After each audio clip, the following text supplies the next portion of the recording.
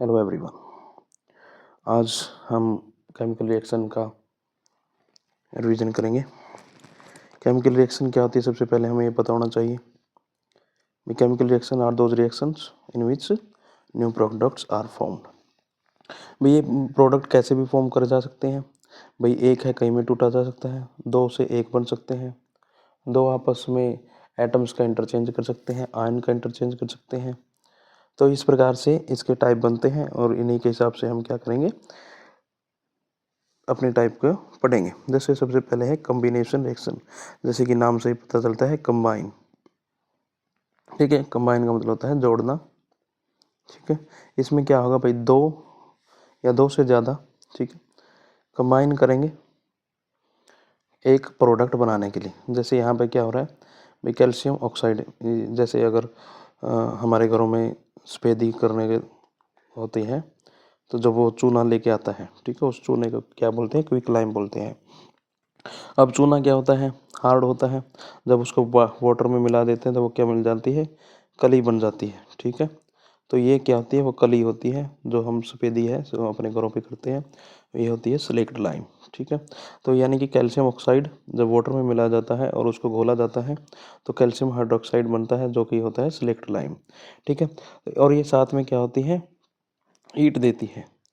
इसलिए ही क्या करते हैं, जो भी कली है उसको पानी में डंडा वगैरह से क्या करते हैं, घोलते हैं। ठीक है, ताकि हमारा हाथ वगैरह ना जल जाए। ये क्या देती है, हीट देती है। और जो जो रिएक्शन हीट देती है उसको बोलते हैं एक्जोथर्मिक। ठीक है, इसको आगे पढ़ेंगे हम। एक्जो का मतलब होता है बाहर, ठीक है, थर्म का मतलब होता है हीट। हीट क्या होने लग रही है, बाहर जाएगी, इसलिए बाहर के लिए हम निशान करते हैं इस तरह से, ऊपर की तरफ क्या करते हैं, चिन्ह बना देते हैं। अगले टाइप है डिकम्पोजिशन रिएक्शन। डिकम्पोजिशन का मतलब है टूटना। भाई एक कंपाउंड है, कितने भागों में, दो दो भागों में टूट सकता है, दो से ज़्यादा भागों में टूट सकता है।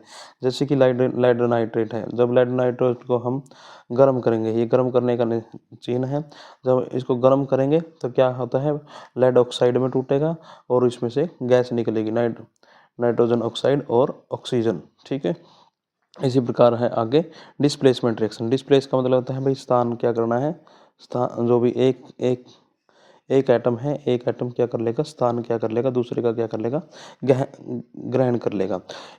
लेकिन ये ऐसे तो है नहीं है भाई ये एकदम से ग्रहण कर लेगा। जो भी दो ताकतवर होगा वही क्या करेगा, दूसरे को, दो ताकतवर होगा वो दूसरे को रिप्लेस करेगा, जो ताकतवर होगा वो दूसरे को रिप्लेस करेगा। इसलिए इसको इसमें लिखा गया है कि मोर रिएक्टिव। ठीक है भाई, जो मोर रिएक्टिव एलिमेंट होगा ये हमें कैसे पता चलेगा, रिएक्टिविटी सीरीज से पता चलेगा। रिएक्टिविटी सीरीज से क्या पता चलेगा, रिएक्टिविटी सीरीज से हमें क्या पता चलेगा भाई, कोई कंपाउंड किससे कम है। रिएक्टिविटी सीरीज क्या होती है भाई, ये हम तीसरे चैप्टर में पढ़ते हैं, आप देख लेना इसको एक बार। जो एलिमेंट डिस्प्लेस करेंगे किसको, लेस रिएक्टिव को। ठीक है, जैसे यहाँ पे आयरन है, कॉपर सल्फेट है, इसका रंग क्या होता है, ब्लू कलर होता है। आपके पास एक क्वेश्चन भी है भाई, कॉपर सल्फेट का रंग ब्लू होता है जब उसके अंदर लोहे की कील डाल दी जाती है, आयरन, ठीक है, आयरन की कील डाल देती है तो उसका रंग क्या हो जाता है, पलट जाता है। ठीक है, क्यों हो जाता है, क्योंकि आयरन क्या है, कॉपर से क्या है, मोर रिएक्टिव है। मोर रिएक्टिव होने की वजह से क्या करता है, कॉपर को डिस्प्लेस कर देता है उसके सॉल्यूशन से। सो यहाँ पे कॉपर अलग हो जाता है और ये आयरन सल्फेट का सॉल्यूशन बनता है।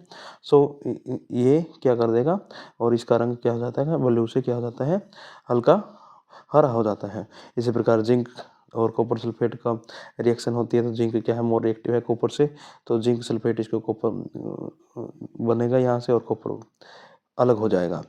इसी प्रकार यहाँ पे क्लोरीन गैस है, क्लोरीन पोटेशियम से क्या है, ठीक है, इसको रिप्लेस कर देगा, आयोडीन को रिप्लेस करके क्या करेगा, Cl की जगह ले लेगा और आयोडीन गैस यहाँ से बाहर निकलेगी। डबल डिस्प्लेसमेंट में क्या होता है भाई, डबल डिस्प्लेसमेंट होने लग रही है भाई, दो चीज़ों का डिस्प्लेसमेंट होगा भाई, आयन बनेंगे यहाँ से। अब ये क्या है, आयनिक यौगिक है। ठीक है, ठीक है, आयनिक कंपाउंड है, ये Na पॉजिटिव, ये SO4 2 नेगेटिव है, ये Ba2 पॉजिटिव है, ये Cl नेगेटिव है। जब ये साल्ट ऐसे ये इसके साथ अटैच हो जाएगा, ये इसके साथ अटैच हो जाएगा। ठीक है, यहाँ पे बन गया बैरियम सल्फेट, ये बन गया सोडियम क्लोराइड। इसी प्रकार ये Ag यहाँ पे Ag positive, NO3 negative, Na positive, Cl negative. तो ये आयन बनने लग रहे हैं, जब भी पॉजिटिव का निशान आ गया ये आयन बनने लग रहे हैं। तो आयन क्या करेंगे, एक दूसरे को रिप्लेस करके एक दूसरे की जगह ले लेंगे।